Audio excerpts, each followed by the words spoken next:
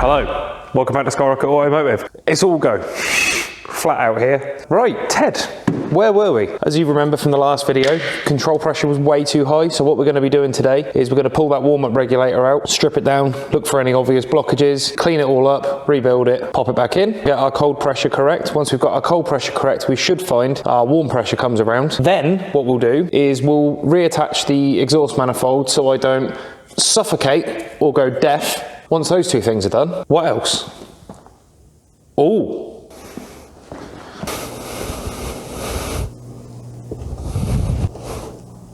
Oh. Well, they seem all right. We'll see, won't we?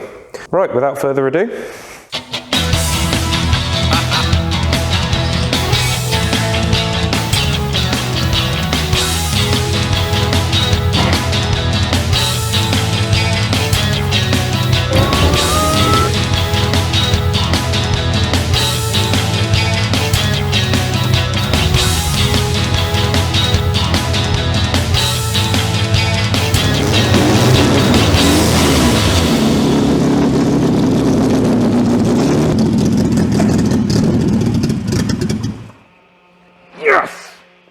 Pulling a warm-up regulator out, varies from engine to engine. This one has a cooler of sorts on the oil filter, just kind of suggests coolant around the housing.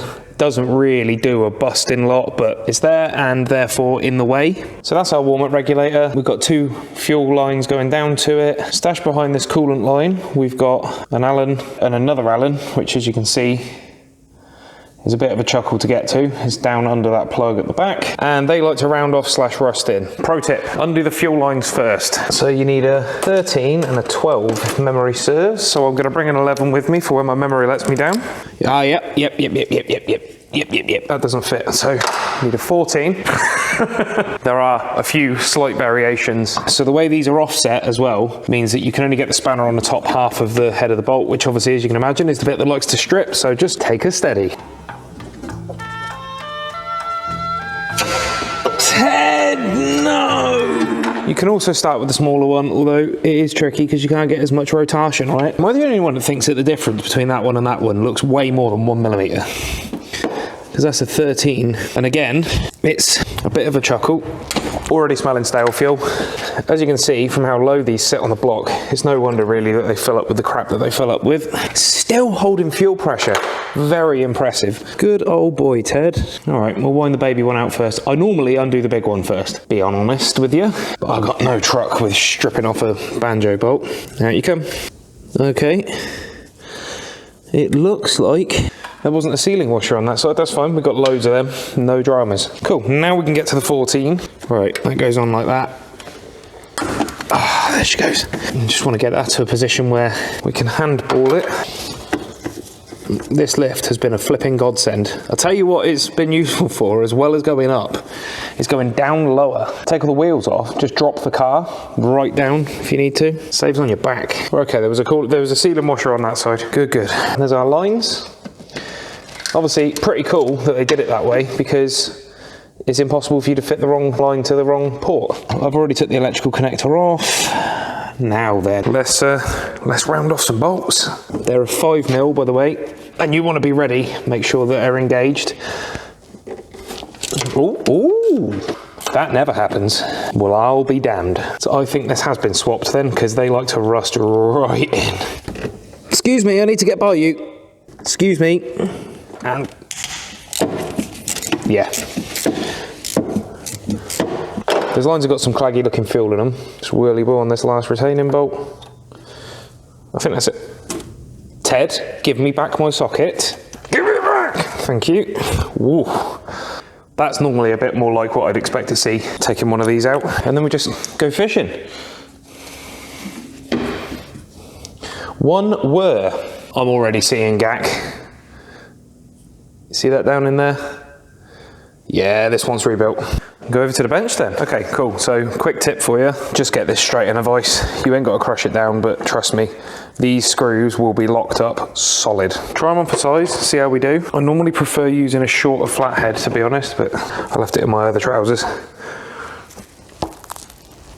Oh yeah, that's locked up. Right, that's what use these holes stubby screwdriver, which brings the centre of torque down, and then you're not twisting around, you're rotating. And then I just put one of these tools in, just give myself a bit of extra purchase.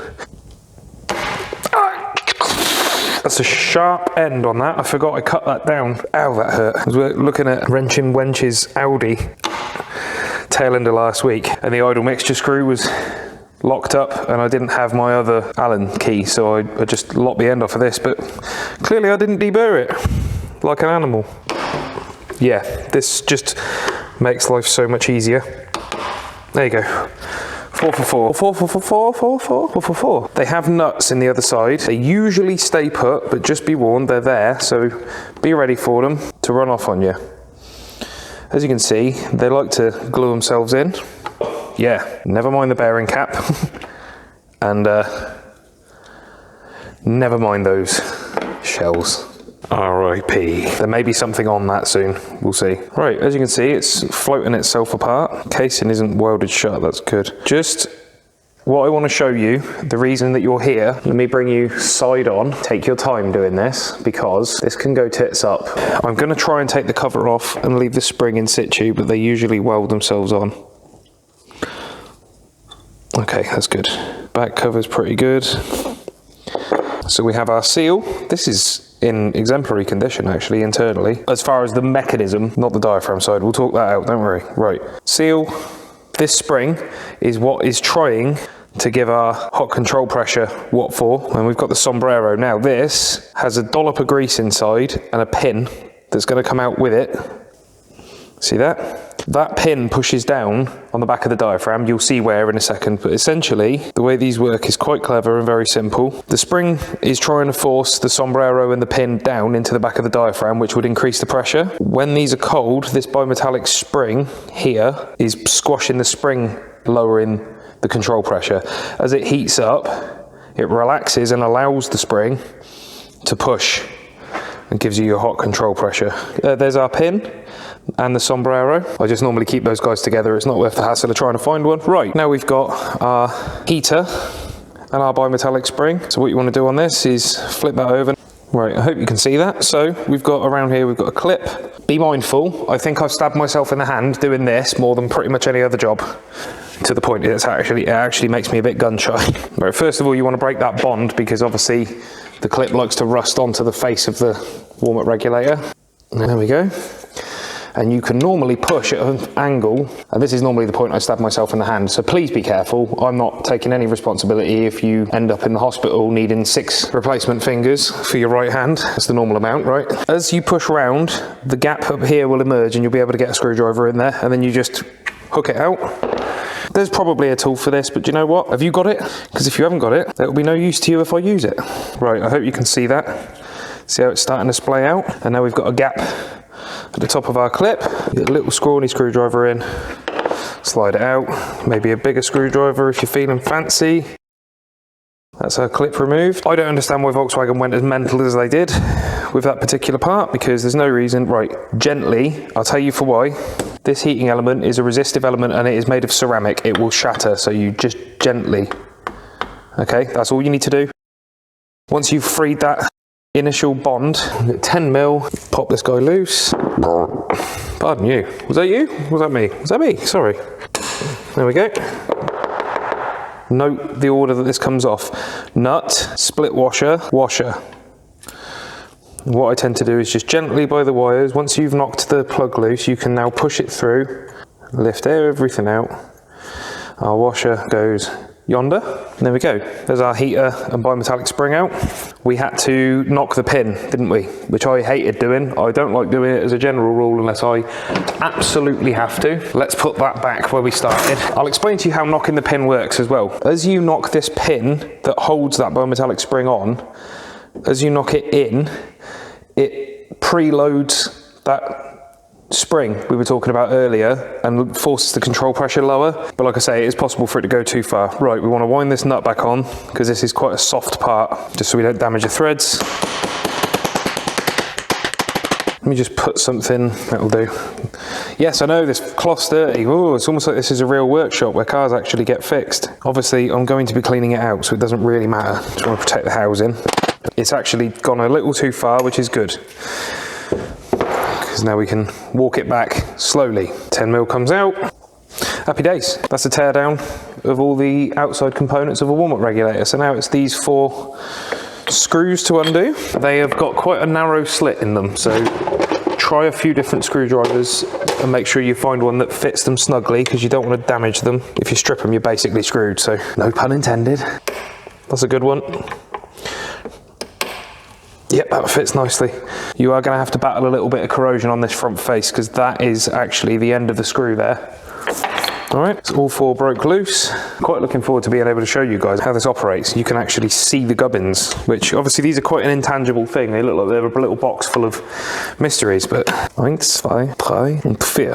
Okay, time to pull our pad and diaphragm out now. Yeah, that's already, I can see bits on there, look. That's gammy. That's gammy for sure. Okay, I'll just show you on here how it works. So the sombrero has the pin that pushes down on this. Obviously it's a little less extreme as far as the travel than that, but that does that. That diaphragm squashes down and restricts our movement between those 2 ports. That's it. That's a warm-up regulator torn down for the most part. Oh, madness. Check this out. The gauze filter side, there is meant to be some restriction there, but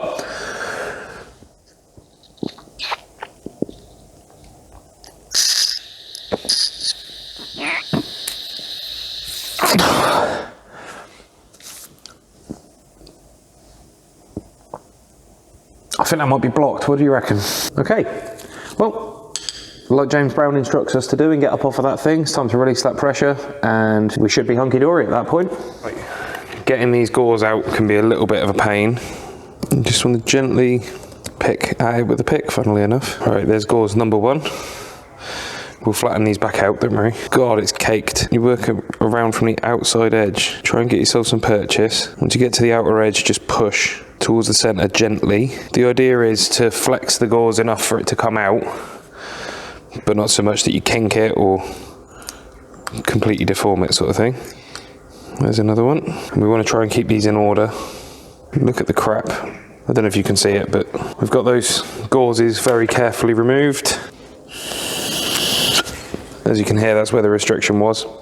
So, what better thing to clean this with than petrol? That's going in the dip, which is just petrol. I'll let that guy sit and soak for a bit. You can already see that there's a hole in there now, that's where the gauze goes. So now I can straighten these gauzes out. Right, these gauze filters are so soft, you can literally just press them flat again. That's got a bit of a wrinkle in it, but that's not the end of the world. Like I say, we just take your time, straighten this out. It'll be good as gold once it's back in. For this, what I normally do is a pair of pliers or something like that and a can of brake cleaner. Can you see through that? Because I can't. There's definitely some bits, so.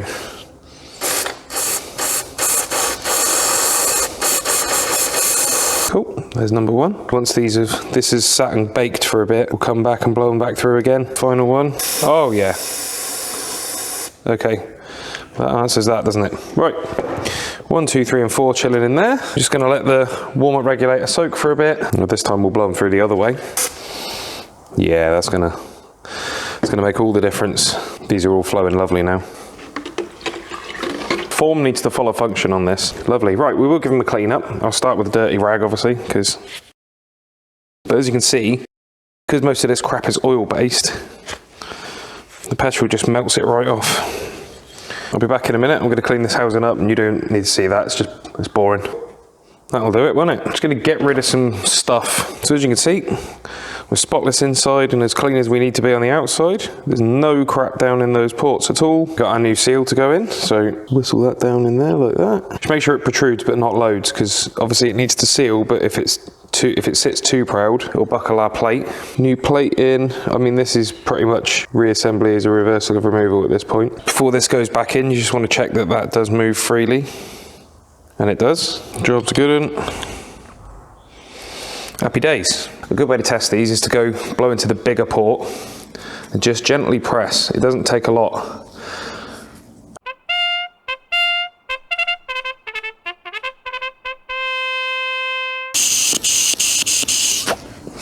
Cool. So we just need to obviously reassemble the other bits and put our gauzes back in. And we can put it back on the car. I prefer to not have gloves on for this part because you can just feel for any burrs or damaged bits of gauze. Dealer choice.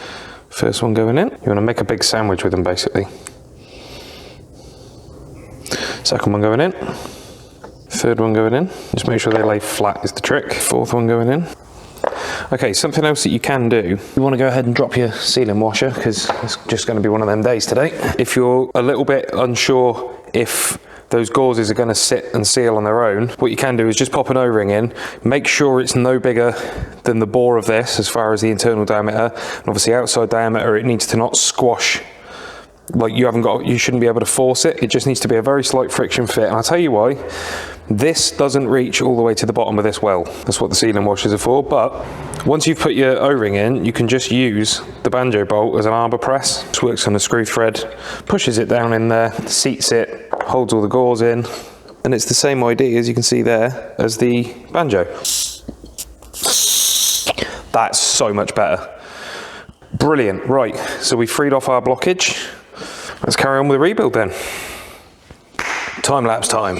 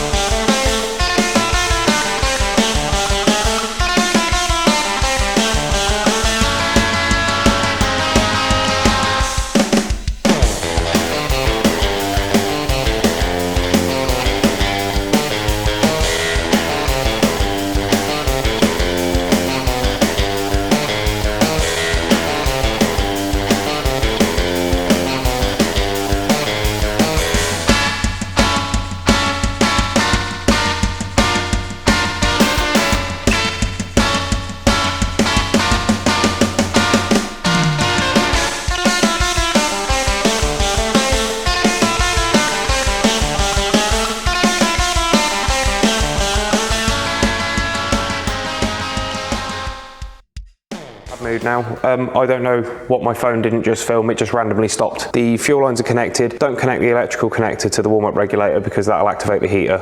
I've connected up the battery, I've snugged up the fuel lines. We're going to flick the key on and let everything prime and just see if we've got any fuel leaks.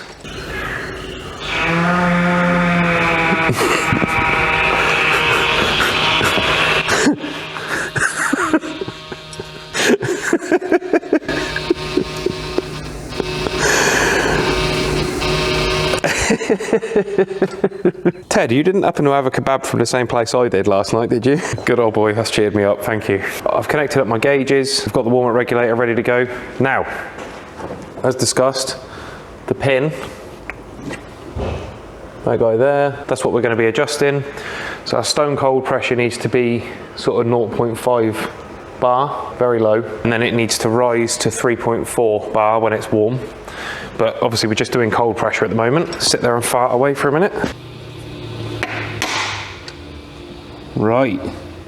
Bingo. Is that going to stay like that? Oh, that was a one and done. Check me out. Lovely. Okay. Obviously we're going to need to adjust the mixture at that point. This is normal. That's just the pressure looping back in the system. What a result. So I flick the key on again and we should find that drops straight down. Love it. Brilliant. Right. That's good control pressure. That'll give us a nice rich mixture from cold, which means we can back our CO screw out somewhere where the folk can see them. Before I do anything else, we need to connect up the downpipe, don't we? Oh, it was all going so well. I had no technical issues up to this point other than that little bit of footage I lost.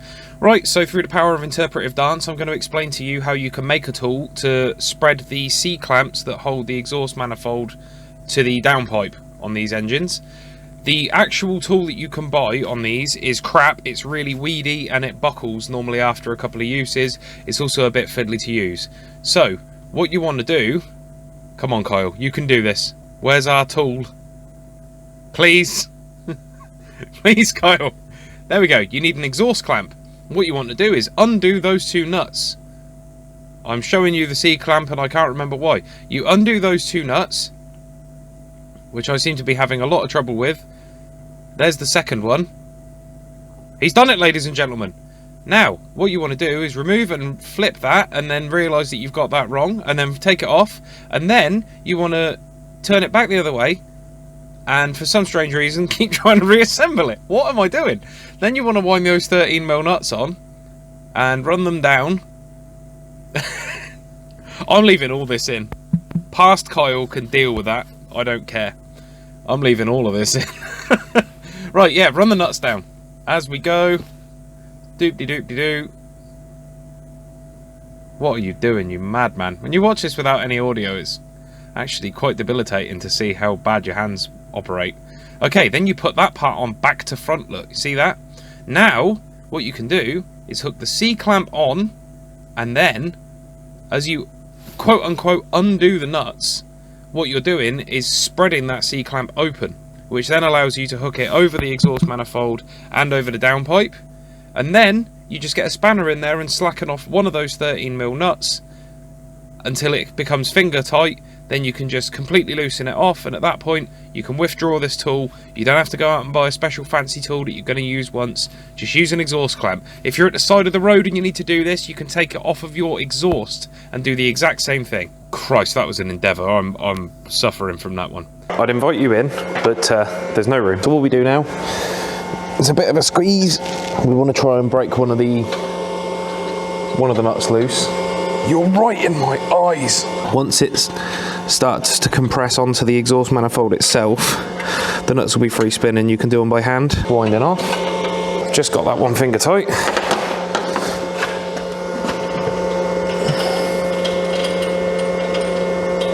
And now, because it's finger tight, we only have to loosen one nut off, and we can retrieve our exhaust clamp. Oh no, did I get it stuck? Surely not. That's never happened before. Hang on a minute. Right, there's one half. You bastard. Right, Ted, you'll be in a sod. There we go. That's got it. But I can do that again. Lovely. So what we've just done is fitted our clamp lip. That's happy days. That's all it needs to do. Now, you might say, what a crap way to mount an exhaust. And yeah, you'd be right. Garbage. I hate it. I'm not going to defend these at all. The one thing I will say, they're much stronger than that tool makes them look. It's surprising how much pressure you can get from an exhaust clamp. So I'm just going to do the other side. I'm just going to be miserable the whole time I'm doing it. This side is a little bit tricky because there's a heat shield in the way, but I'm going to get a bar under the exhaust and rotate it.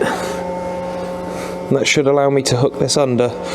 Like I say, as per usual, once it's caught, just about to tear every muscle in my arm, you know how it goes. Got it. There it goes. Nice. Okay, 13mm. Wind one of those nuts off. Cool, it fell out on its own. Okay. I could lie to you. You know I don't do that. That is not as fun as it looks. We're still retaining good fuel pressure, so scream the woof boot back on. Maybe, just maybe, we'll see if Ted feels like running. Obviously our fueling is all going to be miles out of whack. See what the old boy's saying. I'm fully expecting the fuel mixtures and stuff to be out. Control pressure is great. Cool. I really like the way they've routed that clutch cable, as in, I hate it. Let's see if our fifth injector will chooch. I mean, I don't even care that the battery charger fell. Did you hear how lovely and quiet that was? Wow. Okay, sorry, apologies to the battery charger, but that actually fired off really well. Okay, I best get my Allen key then. Where are we at? Ah, I remember. Turn the fuel up, I think. I'm going kind of crazy with the KJet settings because we had to really mess about. He's trying.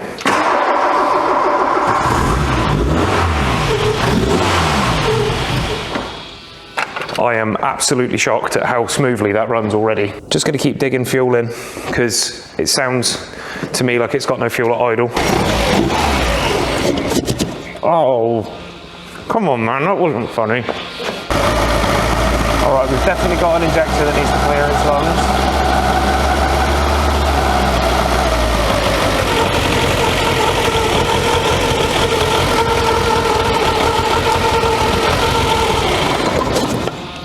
Running rich, that's good. We can always turn the fuel down.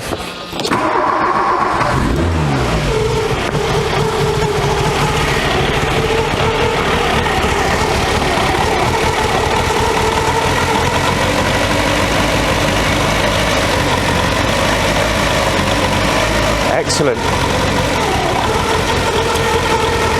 All right, we'll plug the warm-up regulator back in. Now that we know that our pressures are correct, just gonna let him find his feet. I'll keep you updated about the hot control pressure. Control pressure's already increasing, that's good.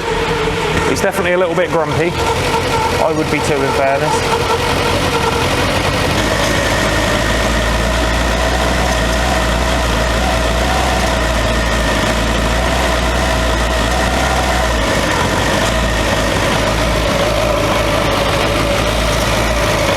Right, we're already gaining on control pressure. This is excellent. No sign of grouchiness at all. Brilliant. Right, we're zeroing in on the correct mixture now. Idle's fast. Let's see if it'll come down to normal idle.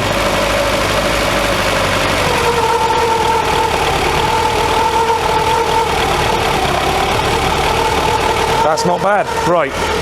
Just going to turn him off a moment, because now we know that that's all okay. We need to put some coolant in him. All right, this is just plain water, because we need to get the engine up to temp and make sure we're not puking coolant out from somewhere. And coolant is a horrible thing to try and clean up. Plus, it's a waste of coolant, because this cooling system's going to be full of clag. Oh yeah, I mean, it already is full of disgusting orange water, so that's good. Pressures are holding really well. I'm actually really impressed, considering how long this car's been sitting for. Let's see if it'll fire up.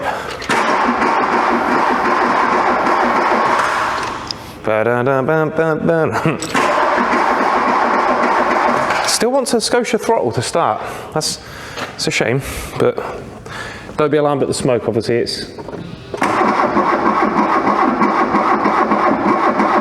I've got a hunch his alternator isn't working.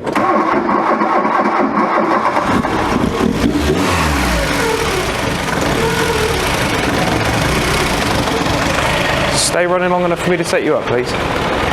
Don't be a dick, be a dude. That was really rude, actually quite insulted. Mixture seems absolutely spot on. Let's have a little look at our ignition timing, because obviously that was just plopped in to see what was happening. Water pump seems good and strong, that's good. It should be, it's brand new.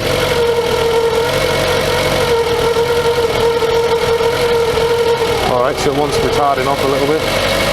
Oh. Oh, very nice.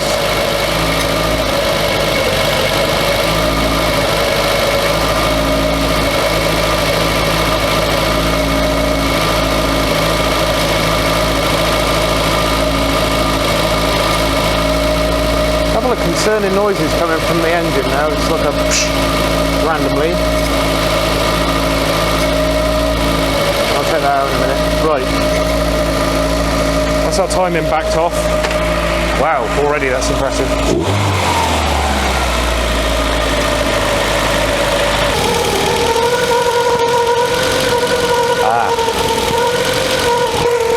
That timing bout is driving me mad.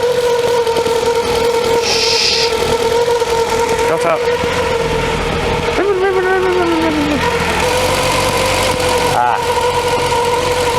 Alright, something going on back here. I'll tell you what, I bet you it's the idle speed screw. They got an O-ring in there that likes to fail. What's our hot control pressure? Hot control pressure is perfect. That's great news. It's having to burn off a lot of crap, so I've got a feeling that this engine genuinely didn't run after it was rebuilt. Oh, yeah. Pancaked. That O-ring was like a piece of plastic. I went to squeeze it off so I could peel it off the idle speed screw, and it just shattered. So, safe to say that wasn't sealing very well. Hopefully this one will seal a little better. Good Lord, Ted. Very smoky fella. Come on. That is just so good.